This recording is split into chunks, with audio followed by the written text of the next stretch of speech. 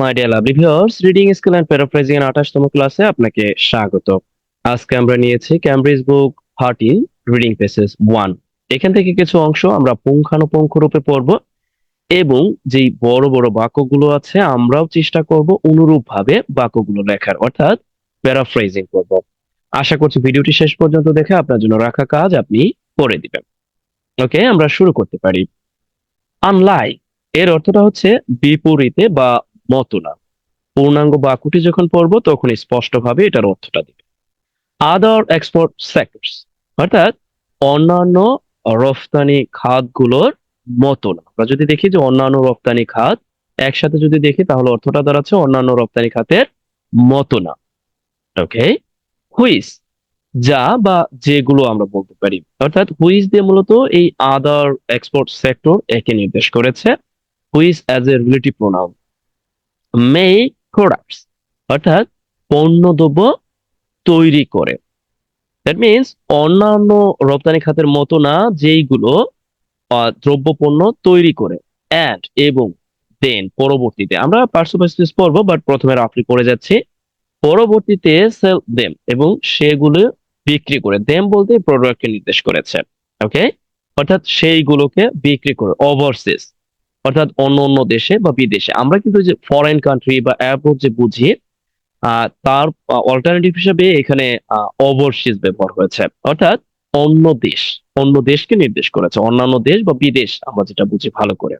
ওকে, অর্থাৎ পরবর্তীতে সেগুলোকে বিদেশে বিক্রি করে। ওকে, এরপরে দেখি ট্যুরিজম অর্থাৎ পর্যটন বা হসপিটালিটি ইন ওয়েল ব্রিংস বয়ে আনে, বা এখানে অর্থটা দিচ্ছে যে টেনে আনে। ওকে, ইটস কাস্টমার এবং এটির এটির এখানে আমরা পড়বো, অবশ্য আমরা আগে দেখছি এটির বলতে এই যে যে পর্যটন, অর্থাৎ এই যে নিউজিল্যান্ডের বা পর্যটনের যে কাস্টমার আছে, রেসি কাস্টমার বলতে এখানে পর্যটককে বোঝাচ্ছে। টু নিউজিল্যান্ড অর্থাৎ নিউজিল্যান্ডের দিকে নিয়ে আসে। ওকে, এই পুরো বাক্যটি দারুণ ভাবে অর্থ প্রদানের জন্য আমাদের একসাথে দেখতে হবে, তাহলে আমরা বুঝতে পারবো। যেমন রফতানি অন্যান্য রফতানি খাতের মতো না, যা পণ্য তৈরি করে এবং বিদেশে বিক্রি করে। পর্যটন খাত তার গ্রাহকদের নিউজিল্যান্ডে নিয়ে আসে। Have you got? অর্থাৎ এখানে মূলত এই আনলাইক দ্বারা বিপরীত বোঝাচ্ছে।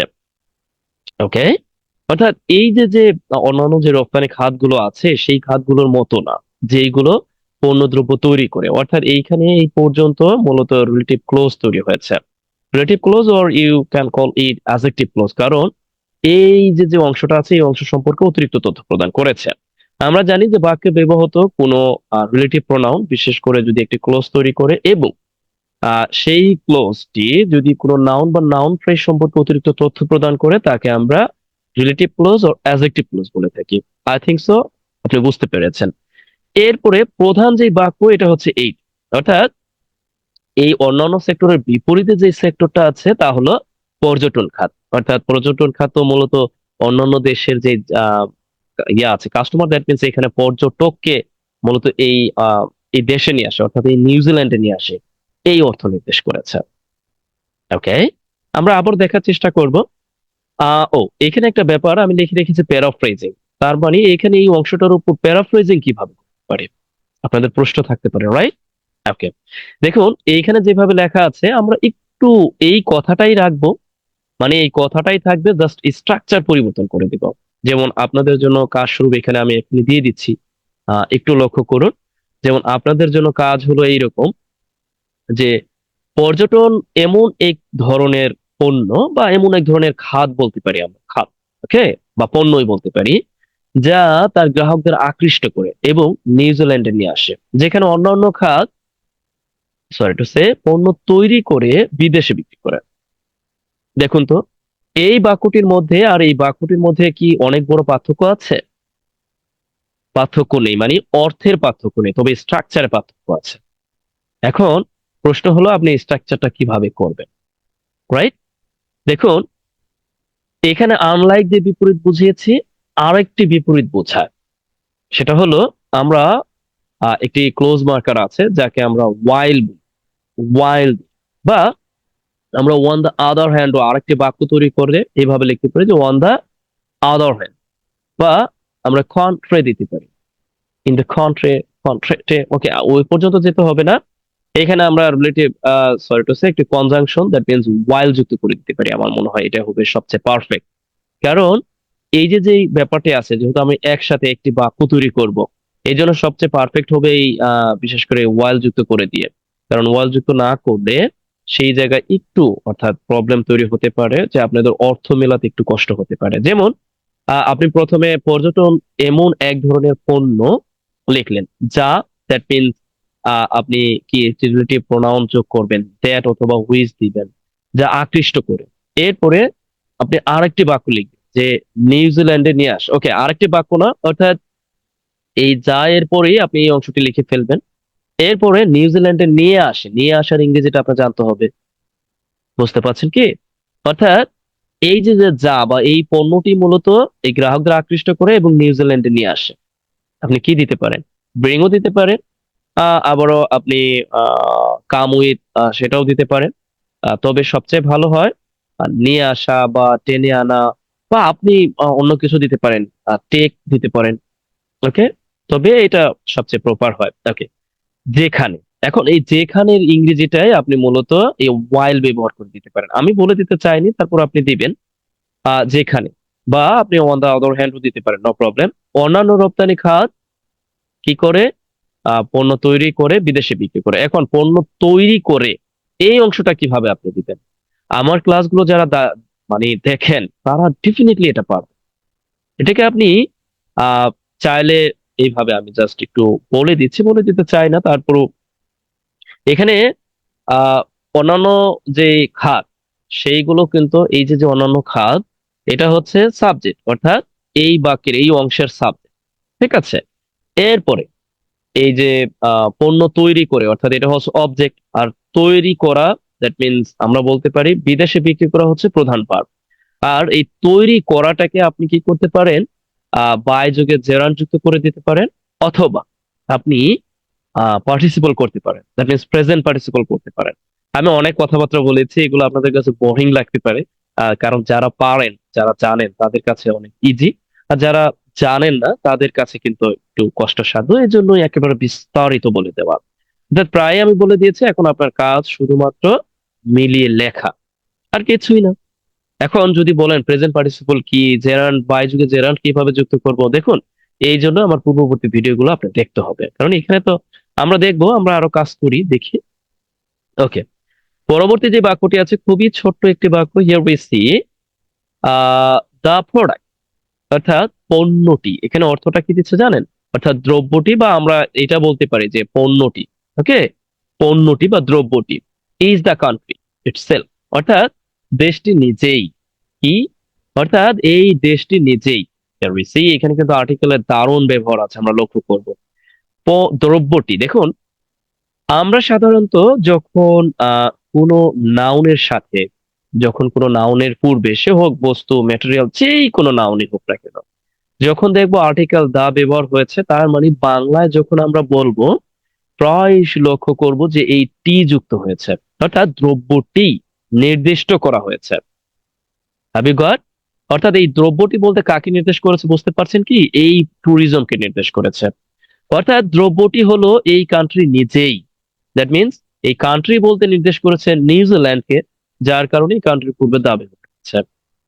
এরপর আমরা লক্ষ্য করছি যে নিজেই, এখানে আবার একটি ড্যাশ ব্যবহার করা হয়েছে, দ্য পিপল, অর্থাৎ এই দেশটি নিজেই এবং সেই দেশের মানুষ, অর্থাৎ আমরা বলতে পারি মানুষগুলো বা মানুষ, সরি টু সে, মানুষগুলো, প্লেসেস, অর্থাৎ জায়গাগুলো, জায়গাগুলো, এক্সপিরিয়েন্সেস, দ্যাট মিনস অভিজ্ঞতা সমূহ। Here we see, এখন আপনার কাছে প্রশ্ন থাকবে যে এইখানে দা কেন হলো, বা প্লেসের এখানে বা দা কেন হলো, বা এক্সপিরিয়েন্সের এখানে দা কেন হলো? দেখুন, আমি কিন্তু এই প্লেস গুলোকে বোঝাতে এই নিউজিল্যান্ডের প্লেস গুলোকে নির্দেশ করেছি।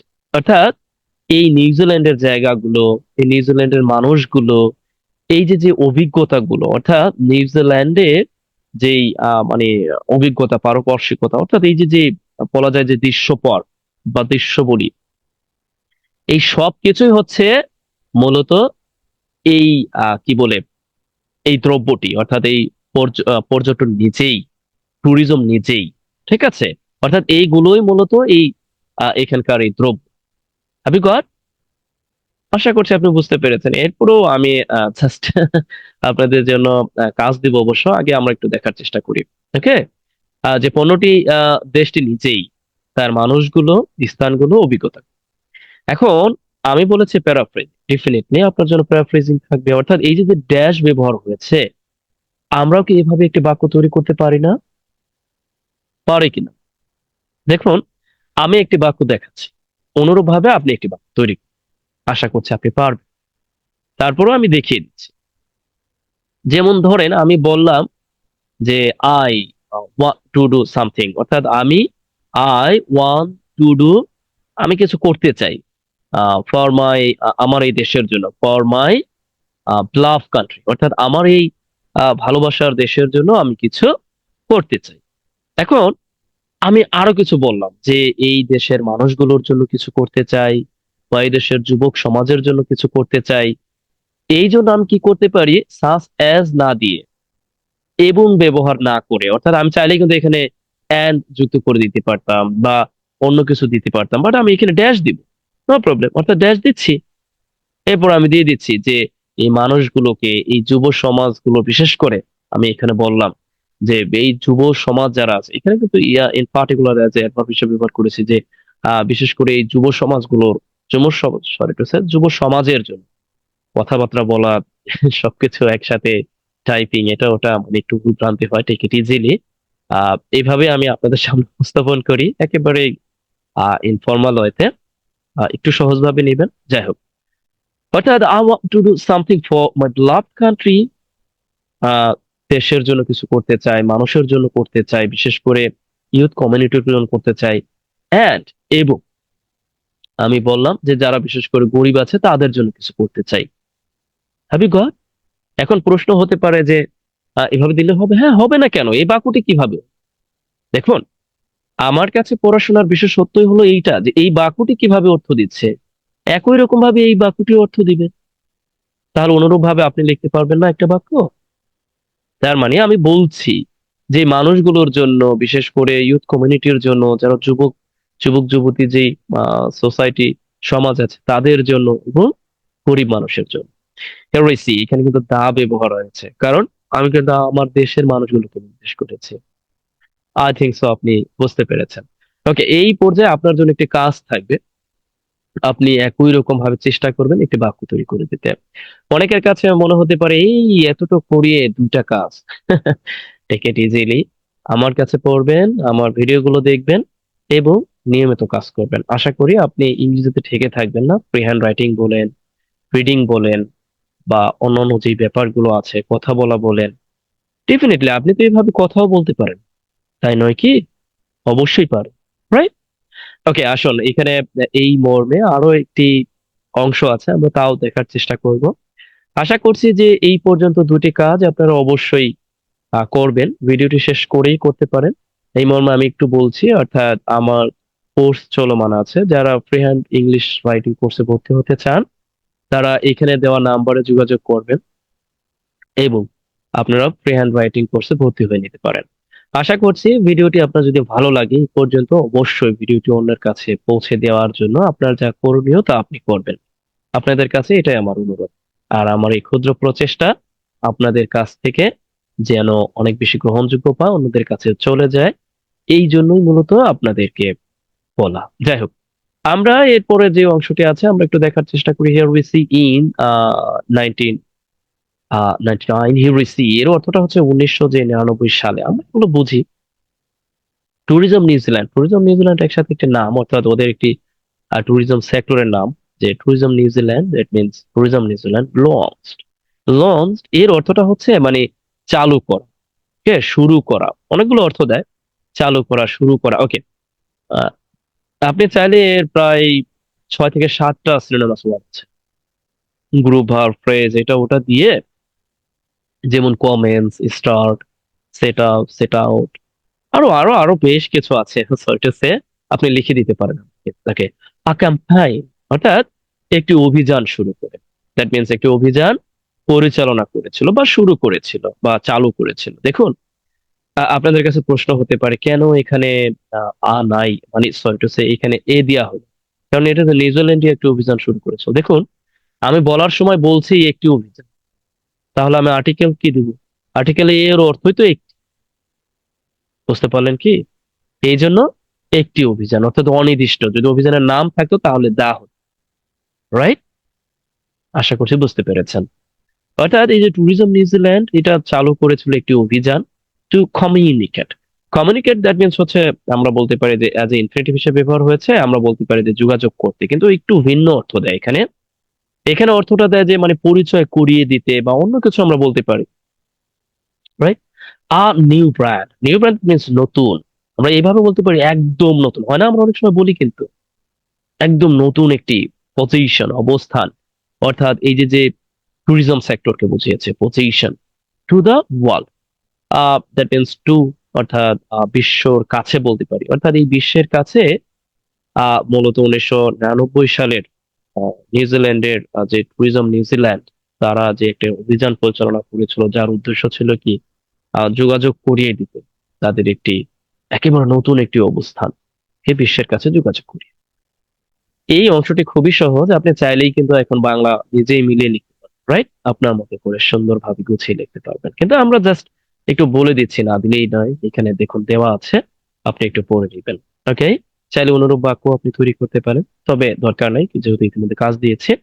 ওকে, দ্য ক্যাম্পেইন অর্থাৎ এই যে অভিযান, দেখুন এখানে আমি বলছি একটি অভিযান, আর এখানে বলছি অভিযানটি।